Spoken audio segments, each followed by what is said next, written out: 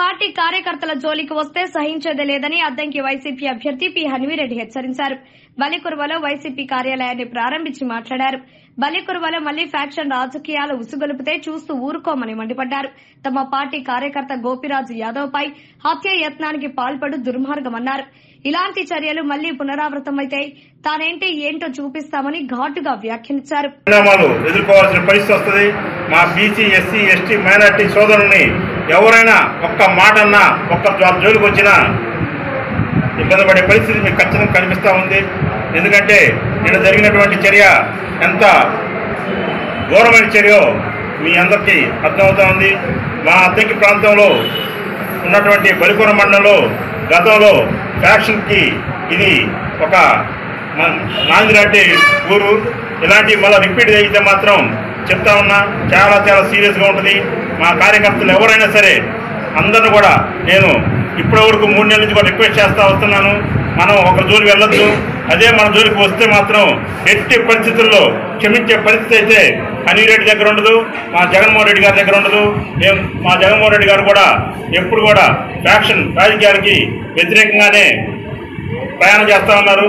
మేము కూడా అదేవిధంగా అదే పాలసీని చేస్తూ ఉన్నాము. ఈ రోజును చూస్తూ ఉంటే సిద్ధం సభకు వచ్చినందుకు మా కార్యకర్తని గోపిరాజుని ఇంత దారుణంగా చేసినటువంటి పరిస్థితి, చంపడానికి వచ్చినటువంటి పరిస్థితి నేను చూశాము. ఆ అబ్బాయి ఈరోజు గవర్నమెంట్ హాస్పిటల్లో పట్టమెట్టాడుతూ ఉన్నాడు.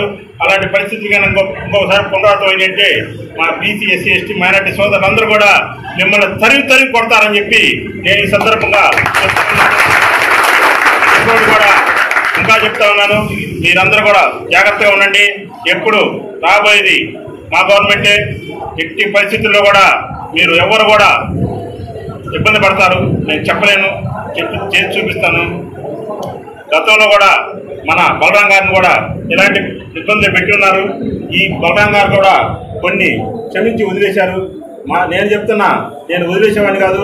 ఏదైనా దమ్ము, ధైర్యం, ఏ కాలేజీ ఉన్నా సరే ఫేస్ టు ఫేస్ రండి. కార్యకర్తలు చూడండి, కార్యకర్తలు రెచ్చగొట్టి మీరు ఏసీ రూమ్లో కూర్చొని కార్యకర్తలు రెచ్చగొట్టి కార్యకర్తలను ఉచ్చుకొలిపి మా కార్యకర్తల మీద నెట్టి మీరు ఈ విధంగా దారుణమైన చర్యలకు పాల్పడటం చాలా ఇబ్బందికరంగా ఉంటుంది.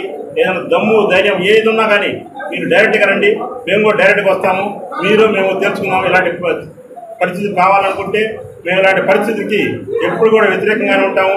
కానీ ఈరోజు చూస్తూ ఉంటే ప్రతి ఊర్లో భయభ్రాంతులకు గురి చేస్తున్నారు. మా బీసీ, ఎస్సీ, ఎస్టీ, మైనార్టీ సోదరుల్ని ఎవరిని కూడా ఒక్క జోలైనా సరే వస్తే మాత్రం ఇబ్బంది పడతారు. అదేవిధంగా మొన్న ఈ మధ్య చూసినట్టయితే మా వాలంటీరు ఒక ఫంక్షన్లో అనుకోకుండా కలిశాడు. కలిస్తే ఆ ఫంక్షన్లో కలిసినటువంటి వ్యక్తిని సస్పెండ్ చేసేదాకా ఈసీకి ఫిర్యాదు చేసి వాళ్ళ ఎంటబడి ఆ అబ్బాయి పొట్ట మీద కొట్టారు. నేను చెప్తా ఉన్నా, ఇలాంటి మా వాలంటీర్లు మొత్తాన్ని కూడా రిజైన్ చేసి పార్టీ ప్రచారంలో పాల్గొంటారు. అప్పుడు ఏ పీక్కుంటారో నేనే చూస్తానని చెప్పి రాబోయే కాలంలో మీరందరూ చూసినట్లయితే ఖచ్చితంగా వాలంటీర్ వ్యవస్థ అనేది చాలా పటిష్టంగా ప్రతిష్టాత్మకంగా ఉండబోతుందని చెప్పి మీ అందరికీ తెలియజేస్తా ఉన్నాను. కానీ మా కార్యకర్తలు వాలంటీర్లో ఇంకోటి కోసం పనిచేసేది పార్టీ కోసం పనిచేస్తున్నారు. అదేవిధంగా ప్రభుత్వానికి వాలంటీర్ ఇచ్చిన తర్వాత ప్రభుత్వం కోసం పనిచేస్తా ఉన్నారు. ఏదో ఒక ఫంక్షన్కి ఎదురైనంత మాత్రాన వాలంటీర్ని ఈ విధంగా దారుణంగా సస్పెండ్ అయ్యేదాకా మీరు ఎంటబడి చేసిన చర్యని మేము ఖండిస్తూ ఉన్నాము. తెలుగుదేశం కార్యకర్తలందరూ కూడా ఒకటే చెప్తున్నాను, జగనన్న వచ్చిన తర్వాత కుల మత ఏమీ లేకుండా అందరికి సమానంగా సంక్షేమ పథకాలు అందించినటువంటి పరిస్థితి మీ అందరికి కూడా తెలుసు. అన్నీ తీసుకున్నారు, అన్నీ చేశారు. కానీ ఈ రోజున మళ్ళా ఆ చంద్రబాబు నాయుడు కొడుకు లోకేష్ గారు చెప్పినట్టు కేసుల కోసం ఫైట్ చేయండి, ఎన్ని కేసులు ఉంటే అన్ని కేసులకి నామినేటెడ్ పదవి ఇస్తానని చెప్పినటువంటి చంద్రబాబు నాయుడు గారు కొడుకైనటువంటి లోకేష్ బాబు గారికి నేను చెప్తా ఉన్నాను, మేము అలాంటి వాళ్ళం కాదు. మేము కేసులు పెట్టదలుచుకోలేదు, కేసులు పెట్టే వాళ్ళం కాదు. ఇంకా విధంగా చెప్పాలంటే మా కార్యకర్తలకు కూడా మేము చెప్తా ఉన్నాము, ఒకరి జోలికి వెళ్ళొద్దయా. ఏదన్నా ఎదుటోడిగా మన జోలికి వస్తే ఖచ్చితంగా మనం ప్రతిఘటిద్దామని చెప్తా ఉన్నాను. మీరందరూ కూడా జాగ్రత్తగా రాబోయే కాలంలో ప్రశాంతంగా ఎలక్షన్ జరుపుకోవాలని చెప్పి కోరుకుంటూ